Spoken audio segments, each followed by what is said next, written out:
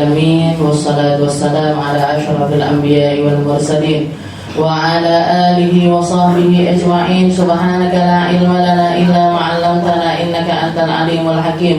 رب اشرح لي صدري ويسر لي أمري واحلل عقدة من لساني يفقهوا قولي. أما بعد. Alhamdulillah ala nikmatil Islam, alhamdulillah ala nikmatil iman, wa kafa biha min ni'mah. Alhamdulillah, segala puji bagi Allah Subhanahu wa taala yang memberi kita nikmat Islam iman, memberi kita nikmat sehat, memberi kita nikmat untuk kuat, memberi kita nikmat untuk berjalan, untuk mendatangi tempat-tempat di mana di tempat tersebut tatanazzalur rahmat, rahmatnya Allah Ta'ala ngucur di tempat tersebut, rahmatnya Allah Ta'ala merata di tempat tersebut, rahmatnya Allah Ta'ala diberikan kepada siapapun yang ikut andil maupun hadir di tempat-tempat yang semacam ini karena perkara-perkara zikir, perkara-perkara ngingat Allah Subhanahu wa taala, terutamanya lewat nabi kita Nabi Muhammad sallallahu alaihi wasallam. Ketika para hamba, ketika para manusia ini yang disebutkan adalah Nabi Muhammad, maka yang dilihat oleh Allah Ta'ala bukan lisan yang membaca, bukan lisan orang yang mengucap, bukan lisan orang yang sedang mengatakan kalimat-kalimat tersebut, tapi yang dipandang oleh Allah Ta'ala adalah sang Nabi. Yang dipandang oleh Allah Ta'ala adalah Nabi Muhammad SAW, sehingga Allah Ta'ala enggan untuk tidak menerima amal mereka. Allah Ta'ala enggan untuk tidak mengampuni mereka. Allah Ta'ala enggan untuk tidak membersihkan mereka karena mereka menjadikan Nabi Muhammad SAW sebagai wasilah mereka menuju Allah Subhanahu wa Ta'ala. Maka kita patut bersyukur menjadi umatnya Nabi. Kita patut bersyukur untuk menjadi hamba-hamba yang tersambung kepada Nabi, karena Nabi Muhammad ini bukan hanya pemberi syafaat di akhirat nanti,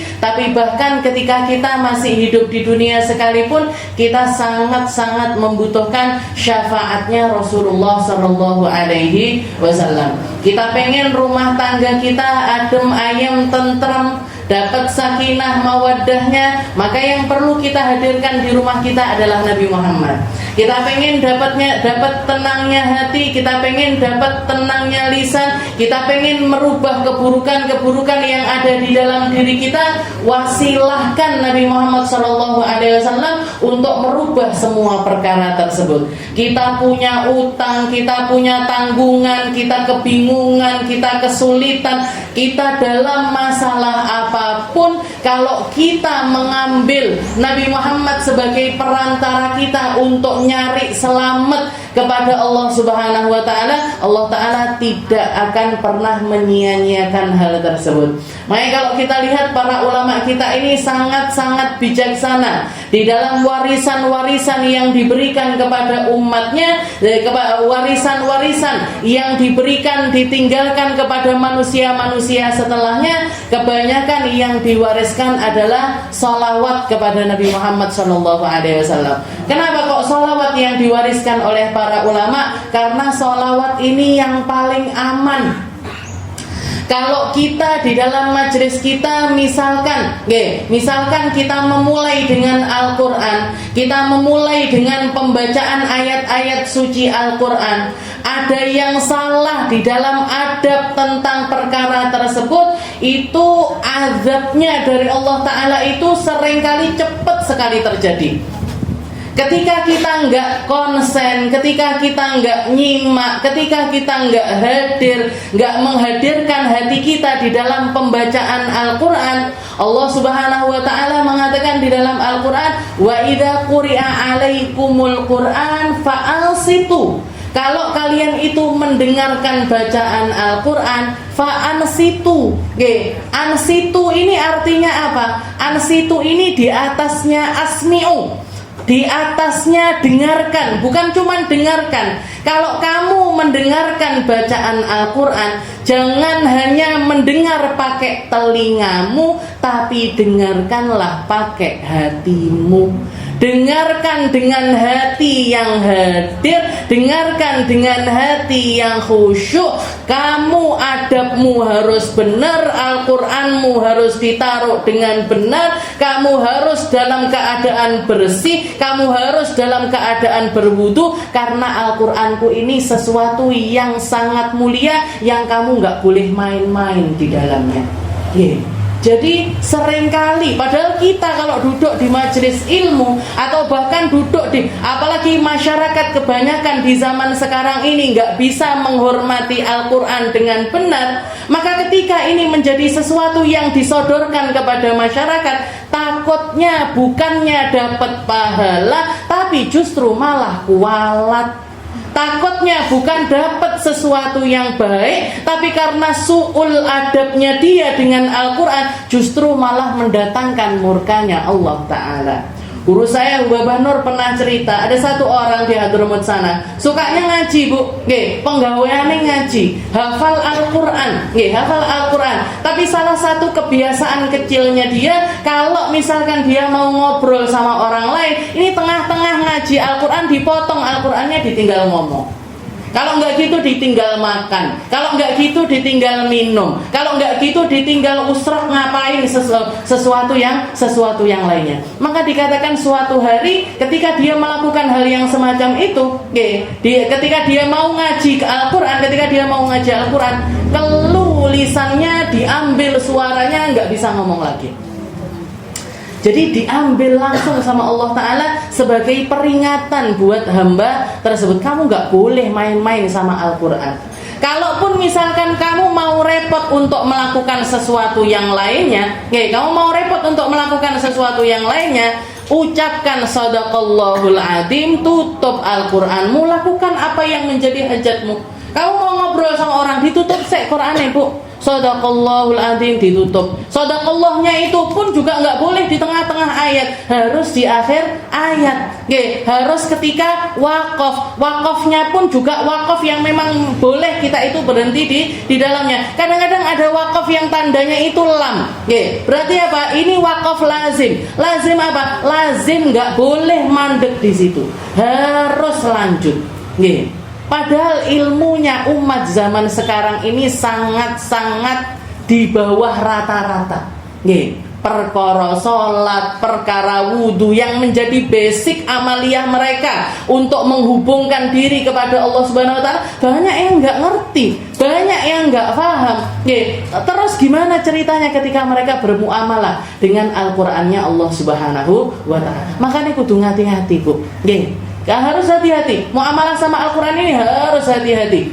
Bahkan dikatakan beberapa pondok-pondok pasti tahu, pondok-pondok pesantren-pesantren salafi, pesantren-pesantren yang sudah sepuh-sepuh, yang sudah lama-lama, mereka tahu persis kalau misalkan ada sesuatu yang salah di pondok pesantren, yang dikoreksi pertama kali itu bukan yang lainnya, tapi yang pertama kali dikoreksi mesti santri-santri penghafal Al-Quran.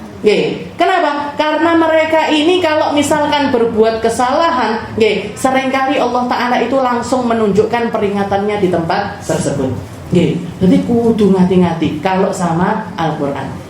Tapi kalau sholawatan, jenengan tinggal mangan pastel, jenengan tinggal ngombe, lungguhe selonjoran, tengah-tengah ngomong karo kancane. Nabi Muhammad itu pemaaf luar biasa.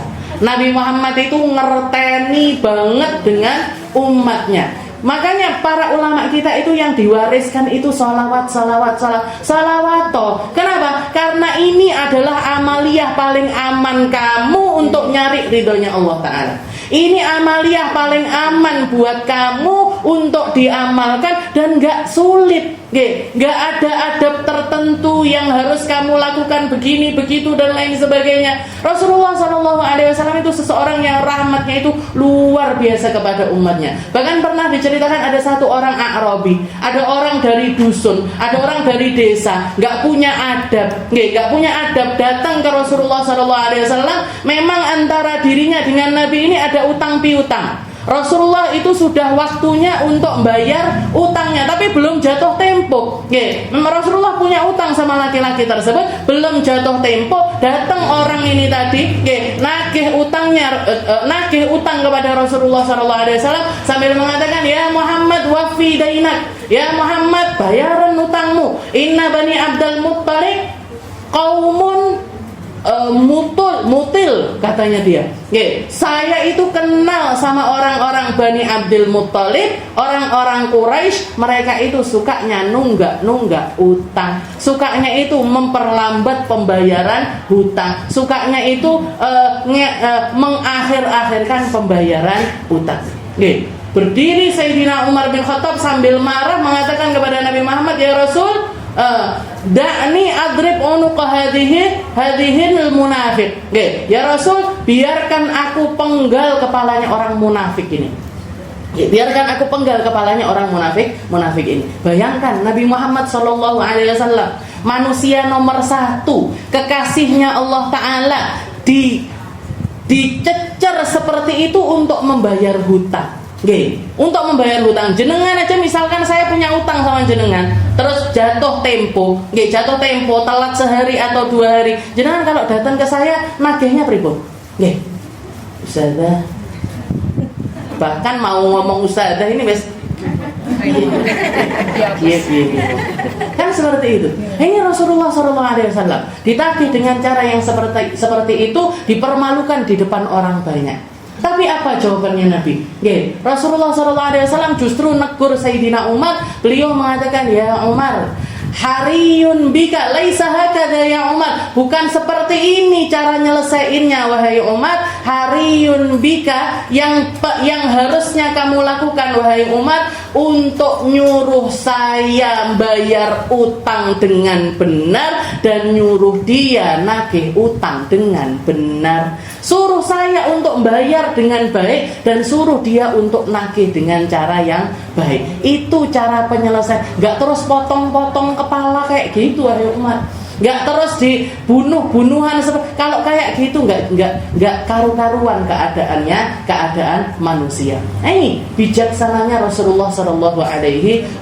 Selalu istilahnya sesakit apapun pribadinya, disakiti semacam apapun beliau, direndahkan bagaimanapun, kalau itu tentang pribadinya Nabi, kalau itu nyangkutnya kepada Rasulullah SAW, Nabi Muhammad lebih sering memaafkan perkara tersebut. Tapi kalau urusannya sama Allah Ta'ala itu berat, urusannya sama Allah Subhanahu wa Ta'ala. Makanya saya heran ada orang-orang yang bilang nggak apa-apa, doa itu langsung aja kepada Allah Ta'ala. Doa itu langsung aja kepada Allah Subhanahu wa Ta'ala. Kamu itu loh, untuk mendatangi Allah Ta'ala dengan mendatangi Nabi Muhammad sallallahu alaihi wasallam, dengan mendatangi Nabi Muhammad sallallahu alaihi wasallam lebih gampang bagi kita untuk mendatangi Nabi ketimbang langsung mendatangi Allah Ta'ala. Kalau Allah Ta'ala itu lebih sering tegurannya di dalam Al-Quran itu langsung secara nyata, dan ketika marahnya Allah Ta'ala ini benar-benar di dalamnya, azab langsung diturunkan kepada hamba-hamba tersebut. Tapi kalau Nabi Muhammad SAW gak tegaan, Bu. Makanya ulama-ulama kita itu luar biasa. Yang ditinggalkan maulid tiba, yang ditinggalkan barzanji, yang ditinggalkan maulid azab, maulid habsyi, dalail khairat, burdah, dan macam-macam pembacaan salawat yang semacam itu. Kenapa? Karena Nabi Muhammad SAW itu adalah manusia yang paling gampang untuk mengantarkan kita menuju Allah Subhanahu wa Ta'ala. Makanya kita minta sama Allah Ta'ala yang kayak gini nih anak-anak kita muga-muga ngerasa nih sih. Yang kayak gini anak kita, cucu kita, orang-orang setelah kita ini kita tanam sekarang. Kita tanam sekarang. Mungkin di antara jenengan ada yang baru tahu maulid di sini, baru ngerti maulid di sini. Kita tanam sekarang. Dengan harapan apa? Dengan harapan anak cucu kita ini masih bisa merasakan hal-hal yang semacam. Karena rata-rata anak-anak muda zaman sekarang enggak gengsi, Bu, mau datang di majelis maulid. nganggapnya itu kuno, kuno ini baca maulid itu kuno. Yang keren apa? Yang keren ya K-pop lah, yang keren ya lagu barat ya, yang keren ya orang yang telanjang narinan, itu yang mereka anggap keren. Padahal kalau mereka ngerti maknanya maulid, mereka kenal sosok Nabi Muhammad SAW, mereka tahu apa yang dibaca di dalam maulid tersebut. Saya jamin nggak ada satupun manusia kecuali jatuh cinta kepada Rasulullah SAW. Muhammadun basyarun la kal basyar. Nabi Muhammad itu manusia, tapi nggak kayak manusia pada umumnya. Disempurnakan sama Allah Ta'ala dohirnya, disempurnakan sama Allah Ta'ala batinnya. Agar apa? Agar tidak ada satupun telinga yang ketika mendengar tentang Nabi Muhammad dengan hati yang bersih, dengan hati yang benar, dengan hati yang lurus, kecuali jatuh cinta kepada Rasulullah SAW. Kita lanjutkan pembahasan kita. Kita buka awal dari kajian kita, yaitu syarah hadis Jibril, karangan dari Al-Habib Zain bin Ibrahim bin Semaid. Semoga Allah Ta'ala memanjangkan usia beliau, semoga Allah Ta'ala memberikan kita keberkahan dari ilmu-ilmunya beliau, dan semoga Allah Ta'ala memberikan kita kebermanfaatan dari segala apa yang kita baca. Khutbatul kitab, bismillahirrahmanirrahim. Di awal kita pasti beliau memulai pembuatan kitabnya atau memulai khutbah kitabnya. Permulaan dari awal yang beliau tuliskan adalah lafaz Bismillahirrahmanirrahim. Bismillahirrahmanirrahim. Kalimat yang Allah Ta'ala ingin kita mencontoh Allah di dalam memulai segala macam kegiatan di dalam kehidupan kita. Allah Subhanahu wa Ta'ala meletakkan lafaz Bismillahirrahmanirrahim di awal Al-Quran, di awal Al-Quran, dan di awal setiap surat-surat dari Al-Quran, kecuali surat At-Taubah, dihilangkan Bismillahirrahmanirrahimnya karena surat tersebut turun di tengah-tengah peperangan. Maka Allah, dari situ kita belajar bahwasanya Allah Ta'ala ini ingin kita sebagai manusia, kalau pengen mendapatkan keberkahan dari setiap perkara duniawi yang kita lakukan, maka mulailah amal tersebut dengan lafaz Bismillahirrahmanirrahim. Mau makan bismillah, mau minum bismillah, mau tidur bismillah, mau pakai kerudung bismillah, mau pakai baju bismillah, mau pakai kaos kaki bismillah, arep sandalan bismillah, ngapain aja buka perkara yang ada maksudnya itu dengan Bismillahirrahmanirrahim. Kenapa? Karena muamalahnya kita ketika kita hidup di atas muka bumi ini, kita ini sedang bermuamalah dengan semua makhluknya Allah Ta'ala, dengan semua ciptaannya Allah Ta'ala.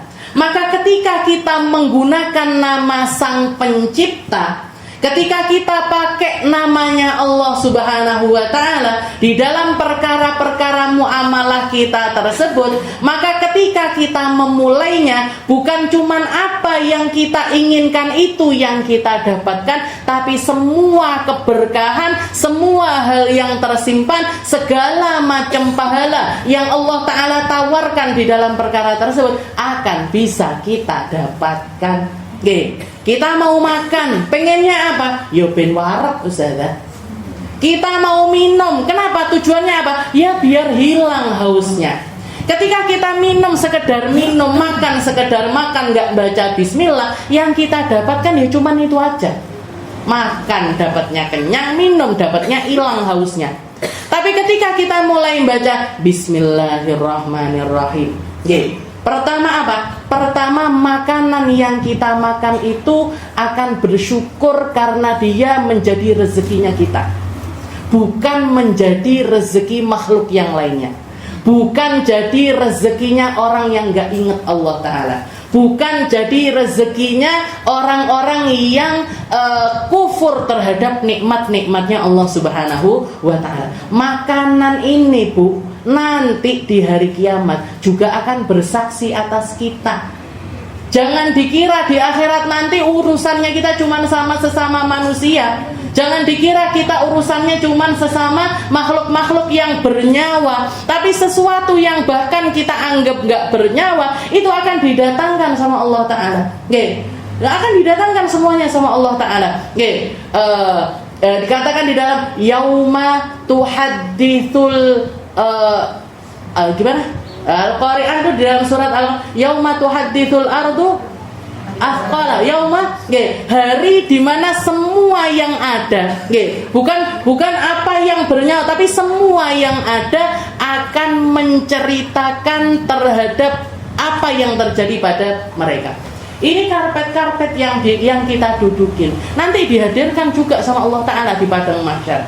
Dia yang akan bersaksi, ya Allah, ibu ini ngaji ben Selasa ning gone Villa Satwika. Karpet ini kalau dia bisa ngomong, dia akan pamer, dia akan berbangga, dia akan bergembira karena ditakdirkan jadi karpetnya majelis ini. Bukan jadi karpet yang gak pernah disolati, bukan jadi karpet yang cuman sekedar buat injek-injekan aja, bukan jadi karpet yang ada di rumahnya orang-orang yang dipakai ibadahnya ini jarang-jarang.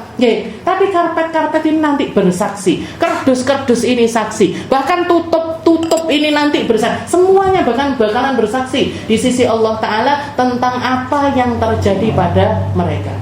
Jadi ketika kita makan baca bismillah, pertama makanannya ini bersyukur. Kenapa kok dia dijadikan rezekinya kita? Maka ketika makanannya ini dengan senang hati kita konsumsi, dia akan dengan senang juga memberikan segala kebaikan, segala potensi kebaikan yang bisa diberikan kepada kita. Baru-baru ini atau beberapa tahun yang lalu, mungkin tapi nggak sampai ribuan tahun yang lalu, ada seorang ilmuwan di negara Jepang atau daerah Cina, walhasil dia itu neliti air minum. Neliti air ini, air ini diteliti, air dari sungai diteliti, air dari laut diteliti, air dari air mata diteliti dan lain sebagainya diteliti. Ternyata setiap air itu ketika mereka, jadi sama dia di foto atau pokoknya dibekukan, setelah itu difoto, dan ternyata setiap air itu punya kristal-kristalnya masing-masing. Air dari tempat yang penuh dengan kebaikan, kristalnya semakin indah, semakin indah. Tapi air-air yang di tempat-tempat yang buruk, yang banyak musiknya, yang banyak kelalaian di situ dan lain sebagainya, bahkan dia nyoba, ada dua air, yang satu dikatain, kamu bodoh. Yang satu lagi dikatain, kamu pinter. Setelah itu dipotret, difoto, diteliti, dibekukan, setelah itu diteliti. Ternyata air yang dikatain bodoh ini membentuk kristal-kristal yang yang acak, nggak beraturan, dan dia itu kayak semacam menunjukkan kalau dia itu sedih dikatain semacam itu. Tapi air yang dikatain pinter ini tadi berubah menjadi kristal-kristal yang indah sekali. Dan ini hal yang semacam ini baru terungkap di zaman era yang kita katakan modern ini. Tapi Rasulullah SAW sudah tahu tentang hal itu 1400 tahun yang lalu, Bu. Ada orang sakit dikasih minum sama Nabi, didoain, setelah itu dikasih minum. Ada orang begini, perantaranya air minum. Sayyidah Ummu Salamah menceritakan sepeninggal dari Rasulullah SAW, ketika setelah Nabi Muhammad wafat, Ummu Sulaim, Sayyidah Ummu Sulaim, ibunya Anas bin Malik, punya warisan gamisnya Nabi Muhammad SAW. Dikatakan kalau ada orang datang kepadaku nyari obat atau minta obat, katanya Ummu Sulaim, saya nggak bingung-bingung, ini bajunya Nabi tak celupkan di air, tak minumkan airnya kepada orang-orang yang minta itu tadi. Dan qadarullah banyak di antara mereka sembuh lewat perantara tersebut. Ini menunjukkan kalau apa? Ya, kalau air itu semuanya punya nyawa. Semua makhluk yang ada di atas muka bumi ini punya nyawa. Maka jadi semua kebaikan-kebaikan dari muamalahnya kita itu akan kebuka kuncinya, berkahnya, pahalanya, kebaikannya, kebuka semuanya. Ketika apa? Ketika kita baca Bismillahirrahmanirrahim. Makanya Rasulullah SAW mengatakan kullu amrin ribalin la yubda'u fi bismillah fahuwa aqta, wa fi riwayah ajdam, wa fi riwayah abtar. Barang siapa yang memulai setiap perkara yang punya maksud, bayangkan, setiap perkara yang punya maksud. Kita pakai kacamata punya maksud nomor mboten? Punya. Maka sunnah baca bismillah di situ. Jenengan pakai lipen punya maksud apa enggak pakai lipen? Biar enggak pucat Ustazah, biar enggak dikira tipes. Maka apa? Maka mulai dari pertama nempelin lipstik itu di mulut, baca bismillahirrahmanirrahim. Bismillahirrahmanirrahim. Mau pakai celak bismillah. Salah celak di sini. Mau pakai celak bismillah. Mau pakai alis bismillah. Mau pakai maskara bismillah. Mau pakai blush on bismillah. Bedaan bismillah. Jenengan itu Bu, kalau pakai make upnya seperti itu, saya jamin bukan cuman cantik luarnya, cantik sak jero-jero nih. Kepencot bojone jenengan kalau jenengan make upnya kayak gitu. Mama kok cantik sekali hari ini. Apa resepnya? Resepnya bismillah ya. Saya moles semua yang ada di muka ini tak pakein bismillah untuk jadi mantra kebaikan saya dunia akhirat. Antingan bismillah, semuanya, lakukan semuanya pakai bismillah. Karena lafaz kalimatnya Nabi di dalam kullu amrin dzibal, semua perkara yang punya maksud. Semua perkara yang punya maksud la yubda'u fi bismillah, kalau enggak dimulai dengan bismillah, maka itu akan menjadi sesuatu yang cacat. Itu akan menjadi sesuatu yang kurang berkahnya. Itu akan menjadi sesuatu yang kurang kebaikannya. Bahkan pakai ada kalimat ajdam. Ajdam itu apa? Maqtu'ah. Kalau bahasanya, lughahnya atau pakai bahasanya, itu sesuatu yang terputus ekornya. Jangan kalau melihat kucing enggak punya ekor, kan aneh. Kelihatan anjing nggak punya ekor, aneh. Jadi kalau kita melakukan sesuatu nggak pakai bismillah, itu semacam sesuatu yang terpotong, salah satu bagiannya itu terpotong, atau kalau bahasanya cacat, akan menjadi sesuatu yang cacat. Tapi ketika kita melafazkan bismillahirrahmanirrahim di dalam perkara tersebut, berkah untuk kebaikan dunia akhiratnya akan kita dapatkan. Mau ngapain aja, ngiris brambang, jikok latik, buka kulkas, nutup kulkas, ucapkan bismillahirrahmanirrahim. Jenengan akan mendapatkan seluruh kebaikan dari perkara tersebut. Nabi Muhammad SAW pernah ditemukan beliau itu sholat. Ketika mau masuk ke dalam Fatihahnya, beliau baca bismillahirrahmanirrahim. Dibaleni neh bismillahirrahmanirrahim, dibaleni neh bismillahirrahmanirrahim. Sampai sahabat yang di belakang ini, sahabat yang ada di sekitarannya Nabi, ngitung berapa banyak Rasulullah ini baca bismillah. Dihitung 20 kali di dalam berdirinya beliau. Dan di setiap kali beliau mengucapkan bismillah satu dengan yang lainnya, itu terasa ada rasa yang berbeda. Terasa ada feel yang berbeda. Itu dari saking dalamnya Nabi di dalam bertafakur, saking dalamnya Nabi di dalam memaknai kalimat tersebut, saking pahamnya Nabi tentang siapa yang sedang beliau sebut-sebut. Bismillahirrahmanirrahim. Bismillahirrahmanirrahim. Ini menjadi sesuatu kunci dari setiap kebaikannya kita. Kalau kita nggak hafal doa apapun, arepe ngapal ning wis angel. Mau ngafalin setiap doa, mau ngaca doanya gini, mau celaan doanya gini, mau siwakan doanya begini, mau cucimu, jenengan kesulitan untuk menghafalkan setiap doa-doa tersebut, maka pakai mantra bismillah itu tadi. Pakai mantra bismillahirrahmanirrahim.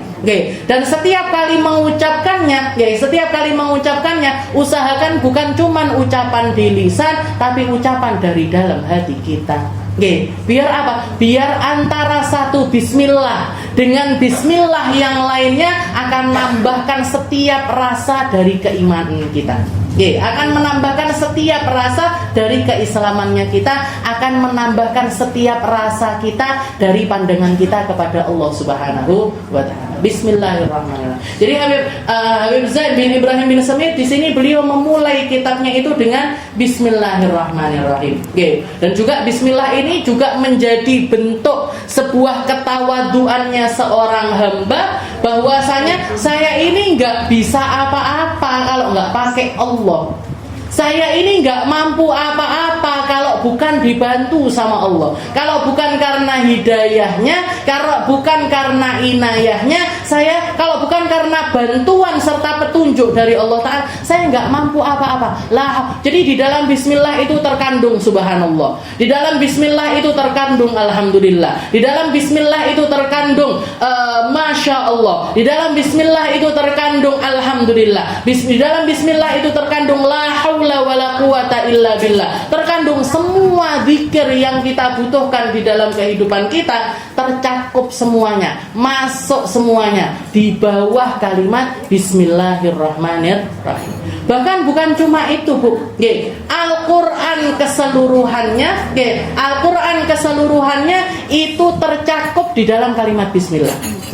Di dalam dikatakan Al-Qur'an itu, Al-Qur'an Allah Ta'ala itu kalau kita mau mentalkhiskan isinya, mau menyimpulkan isinya Al-Qur'an, seluruh kandungannya Al-Qur'an itu terkandung di dalam surat Al-Fatihah. Dan kalau kita mau ngeringkes Al-Fatihah, maka Al-Fatihah itu maknanya semuanya terkandung di dalam Bismillahirrahmanirrahim.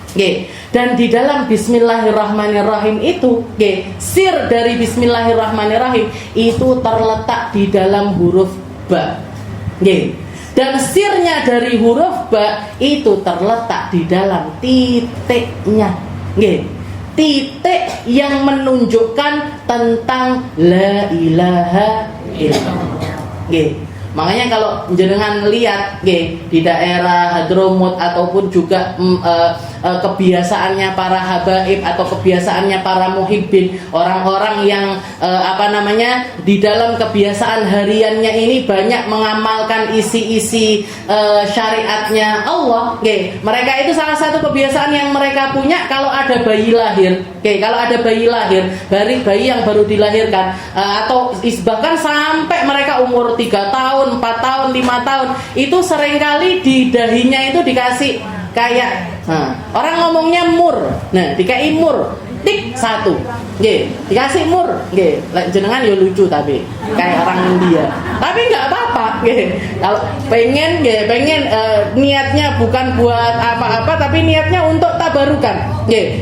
Jadi kalau kebiasaannya biasanya bayi lahir itu nanti ditulisi setiap harinya, mulai dari dia hari lahir pertama itu habis dimandikan langsung ditulisi sininya Allah.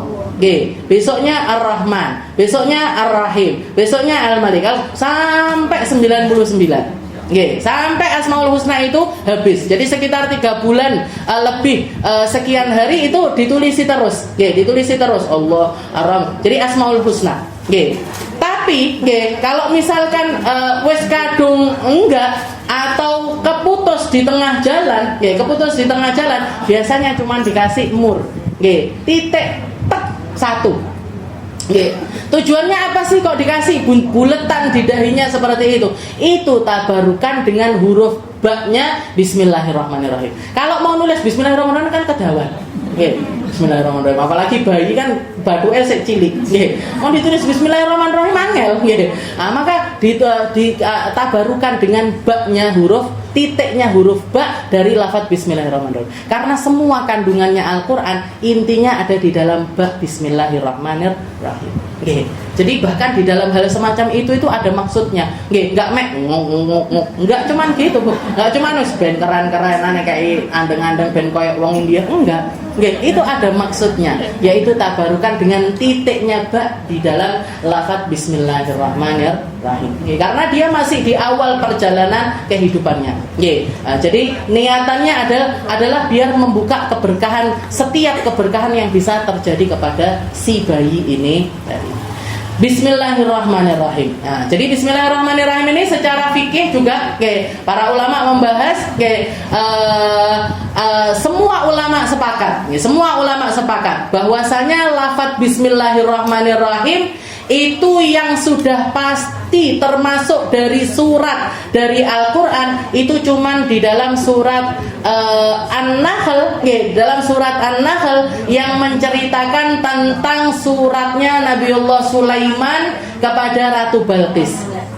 Setelah dapat kabar dari burung hudhud, ini ahadtu bima lam tuhid bihi, katanya burung hudhud, wahai Nabi Sulaiman, saya punya ilmu, saya punya kabar, saya punya pengetahuan yang kamu pasti nggak tahu tentang perkara tersebut. Apa itu? Ada seorang perempuan yang punya pengaruh di negeri Sabah, tapi ngajak umatnya ini nyembah matahari. Maka ketika itu Nabi Sulaiman, karena Nabi Sulaiman ini seorang rasul, bukan cuma seorang nabi, jadi wahyu yang diwahyukan kepada beliau ini harus disampaikan. Kalau kelihatan ada orang tersesat, kalau ada kelihatan orang menyembah sesuatu selain Allah Ta'ala, beliau punya kewajiban untuk negur, punya kewajiban untuk ngasih tahu. Maka pertama kali yang beliau lakukan, karena jaraknya jauh, beliau nulis surat. Suratnya ini beliau tulis di awal itu dengan kalimat innahu min Sulaiman wa innahu bismillahirrahmanirrahim. Surat ini dari Sulaiman dan surat ini dimulai dengan bismillahirrahmanirrahim. Nah, para ulama sepakat bismillahirrahmanirrahim di dalam surat tersebut sudah pasti bagian dari surat tersebut. Nah, kalau di madhabnya Imam Syafi'i ditambahi, ada lagi yang sudah pasti masuk di dalam surat. Apa itu? Bismillahirrahmanirrahim di dalam surat Al-Fatihah. Bismillahirrahmanirrahim di dalam surat Al-Fatihah. Itu masuk di dalam suratnya. Jadi kalau kita sholat, kalau ketika kita melaksanakan sholat untuk membaca Bismillahirrahmanirrahim itu menjadi sesuatu yang wajib. Walaupun ada perbedaan pendapat di antara ulama. Kalau Imam Syafi'i, Bismillah itu masuk di dalam suratnya, dan setiap kali baca Fatihah berarti harus dijaharkan, harus dikeluarkan bacaan Bismillahirrahmanirrahimnya. Tapi kalau di madhabnya Imam Hambali, di madhabnya Imam Hanafi, mereka punya pendapat Bismillah ini termasuk di dalam Fatihah, tapi untuk pembacaannya disirkan. Untuk pembacaan Bismillahnya itu mereka baca dengan pelan. Jadi Bismillahirrahmanirrahim, Alhamdulillahirabbil alamin, Ar-Rahmanir-Rahim. Jadi yang kelihatan pertama dibaca adalah Alhamdulillahnya. Bismillahnya disirkan. Kenapa? Karena ada riwayat-riwayat hadis yang mengatakan Sayyidina Abu Bakar, Sayyidina Umar, Sayyidina Uthman, Sayyidina Ali ketika mereka sholat, nggak kedengeran baca Bismillahirrahmanirrahim. Nggak kedengeran bacaan Bismillahirrahmanirrahim.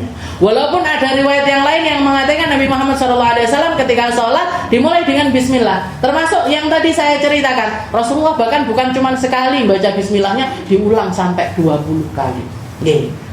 Maka satu-satunya yang berpendapat Bismillah itu bukan termasuk dari surat Al-Fatihah itu adalah madhabnya Imam Malik. Madhabnya Imam Malik berpendapat Bismillah itu bukan termasuk ayat dari surat Al-Fatihah, tapi Al-Fatihah itu dimulai dengan lafaz Alhamdulillahirabbil alamin. Karena ada riwayat-riwayat yang mengatakan ketika Rasulullah membaca Al-Fatihah bukan mulai dari Bismillah, tapi mulainya dari Alhamdulillah. Ala kulli hal, kita hormati semua pendapat para ulama ini. Kita hormati semua pendapat ulama ini. Mana yang kita amalkan, dan mayoritas orang Indonesia ini madhabnya Syafi'iyah, maka kita lakukan seperti apa yang dilakukan oleh Imam Asy-Syafi'i. Jadi di dalam surat ini, selain di dalam surat ini, selain surat Al-Fatihah sama selain surat An-Nahl, maka Bismillahirrahmanirrahim ini semua ulama sepakat bukan termasuk surat tersebut. Al-Baqarah ayat pertamanya apa? Alif Lam Mim. Kalau kita ngomong surat Al-Kafirun misalkan, apa awal suratnya? Bukan Bismillahirrahmanirrahim, tapi Qul ya ayyuhal kafirun. Surat Al-Lahab awal ayatnya Tabbat yada abi. Tapi kenapa kok Bismillah itu selalu disematkan di dalam awal setiap surat? Kenapa kok disematkan? Padahal kalau kita lihat bacaan-bacaan yang lain yang nggak disematkan di dalam Al-Quran, nggak ditaruh. Kalau memang bukan bagiannya dari Al-Quran, nggak ditaruh, nggak dituliskan di dalam ayat Al-Quran. Tapi kenapa kok Bismillah ini kok dituliskan? Yang pertama fungsinya sebagai fasal, sebagai pemisah antara satu surat dengan surat yang lainnya. Juga yang kedua fungsinya apa? Agar di awal setiap surat ada keberkahan baru yang kita dapatkan dari surat tersebut. Tetap kembalinya ke kullu amrin dibal la yubda'u fi bismillah fahuwa aqta. Setiap perkara memulai dan baca surat itu termasuk perkara yang punya maksud. Kita pindah dari satu surat ke surat yang lainnya, itu ada maksud di dalamnya. Maka sebaiknya dimulai dengan Bismillahirrahmanirrahim. Setelah itu untuk pembacaan Bismillah sendiri, para ulama itu memberikan hukum-hukum tertentu di dalamnya. Ada kalanya baca Bismillah wajib, ada kalanya baca Bismillah sunnah, ada kalanya baca Bismillah makruh, ada kalanya baca Bismillah bahkan hukumnya adalah haram. Jadi baca Bismillah itu enggak semuanya akan dapat pahala, enggak. Tapi ada kalanya dapat pahala dan pahalanya di situ adalah hukumnya wajib. Dan pahala wajib itu enggak akan pernah bisa dibandingkan dengan pahala sunnah. Semacam kita sholat subuh dengan qobliyah subuh, sebanyak apapun kita qobliyah subuh enggak akan bisa nyamain pahalanya sholat subuh. Sebanyak apapun jenengan sholat ba'diyah duhur ataupun qobliyah duhur, gak akan pernah bisa nyamain pahalanya sholat duhur. Ada orang ditanya, kamu sudah sholat duhur? Belum, tapi aku wes qobliyah rolas rokaat. Masa gak dianggap duhuran sama Allah Ta'ala? Kalau kita nggak niat usolli fardhu dhuhri, apa nggak jadi sholat duhur, Bu? Kalau kita nggak niat usolli fardhu dhuhri, nggak akan pernah bisa nyamain sholat duhur. Puasa wajib dengan puasa sunnah nggak akan pernah bisa tergantikan. Makanya Rasulullah, orang yang mokel Ramadan, orang yang berbuka puasa di bulan Ramadan tanpa sebab, tanpa udzur, yang memenuhi syarat di dalam untuk berbuka puasa, maka sebanyak apapun dia puasa sunnah nggak akan pernah bisa menggantikan dari puasa Ramadan tersebut. Sebanyak apapun, sepanjang tahun dia puasa untuk ganteni satu hari dari Ramadan, nggak bisa. Kenapa? Karena yang ini wajib, yang ini sunnah. Karena yang ini wajib, yang ini sunnah. Di dalam Bismillah pun seperti itu. Ada kalanya baca Bismillah itu hukumnya wajib. Kapan baca Bismillah itu hukumnya wajib? Yaitu ketika kita baca Al-Fatihah di dalam sholat kita. Mau itu sholat wajib, mau itu sholat sunnah, ketika kita sudah takbiratul ihram untuk sholat, maka Fatihah di dalamnya hukumnya wajib, Bismillahirrahmanirrahim di dalamnya juga hukumnya wajib. Bismillahnya hukumnya wajib. Kalau ta'awud Ustazah, ta'awud sunnah. Kalau iftitah gimana? Iftitah juga sunnah. Tapi yang wajib apa? Yang wajib Bismillahirrahmanirrahim sampai akhir dari surat Al-Fatihah. Maka baca Bismillah di sini hukumnya adalah wajib. Baca Bismillah di sini hukumnya adalah wajib. Ada kalanya juga baca Bismillah hukumnya sunnah. Kapan itu? Seperti yang dikatakan, kullu amrin dzibal la yubda fi bismillah fahuwa aqta. Setiap perkara kebaikan yang punya maksud, maka di situ sunnah untuk baca bismillah. Maka mau makan, mau tidur, kalau jenengan melakukan itu semuanya adalah perkara yang boleh, maka ketika kita memulainya dengan baca bismillah, itu bismillahnya hukumnya adalah sunnah. Karena apa? Karena yang kita lakukan adalah sebuah kebaikan. Ada kalanya hukumnya makruh. Kapan baca bismillah hukumnya makruh? Ketika kita melakukan perkara yang makruh. Jangan makan ini sesuatu yang mubah. Bisa ganti jadi sunnah kalau kita niatkan kebaikan. Bisa dapat pahala ketika kita baca bismillah di situ. Tapi ketika jenengan makan, tiba nggak pakai tangan kanan, malah pakai tangan kiri. Keren-kerenan makan steak. Tangan kanannya megang pisau, tangan kirinya megang garpu. Krek krek krek krek krek. Amin. Krek krek krek krek. Pakai garpunya, ngambil dagingnya, ngemploke pakai tangan kiri. Pengeplok pakai tangan kiri, bismillahirrahmanirrahim. Gimana ini? Bismillahnya hukumnya apa? Bismillahnya hukumnya makruh. Makruh itu apa? Makruh itu enggak dosa. Makruh itu enggak dosa. Tapi kalau kita tinggalkan dapat pahala. Kalau kita nggak baca bismillah, justru malah dapat pahala. Aku lagi makan steak pakai tangan kiri, wes nggak usah pakai bismillah, justru malah dapat pahala. Kenapa? Karena yang kita lakukan perkara makruh. Kalau mau jadi sunnah gimana? Diwalik, Bu. Atau kita potong-potong dulu dagingnya, habis itu ditaruh pisaunya, pakai garpunya, cuk. Bismillahirrahmanirrahim. Cuk, bismillahirrahmanirrahim. Cuk, bismillahirrahmanirrahim. Di situ pahalanya jadi sempurna. Jangan mau minum, Tapi karena lagi berdiri atau lagi hadir manten standing party, saya itu heran sama orang-orang yang standing party dan senang. Disuruh makan berdiri, senengnya luar biasa. Padahal nggak ada orang bisa menikmati makanan berdiri, itu nggak bisa. Kalau ada, Bu, itu restoran-restoran itu bikin standing restoran. Tapi nggak nemu kita standing restoran, adanya ya duduk, kalau nggak gitu lesehan. Berarti apa? Orang makan itu enaknya ya duduk. Dan ini kita bikin jamuan manten, bikin jamuan buat orang yang kita undang pakai undangan, tapi datang disuruh berdiri, makannya disuruh berdiri. Berarti ini lisan halnya itu sebenarnya apa? Lisan halnya acara itu gimana? Kowe teko terus mangano terus mulio. Biar apa? Biar nggak kredit di dalam tempat itu, biar nggak nyaman kamu makannya, cepet-cepet makan, setelah itu cepet tau pulang. Ini bahasanya orang standing party itu sebenarnya seperti itu tuh. Saking kita menormalisasi hal tersebut. Jadi jangan lagi standing party seperti itu, ngambil sop, ngambil jus, ngambil minum ini gluk gluk gluk gluk gluk gluk gluk gluk gluk gluk. Sama berdiri. Mau minum bismillahirrahmanirrahim. Gimana hukum bismillahnya? Makruh.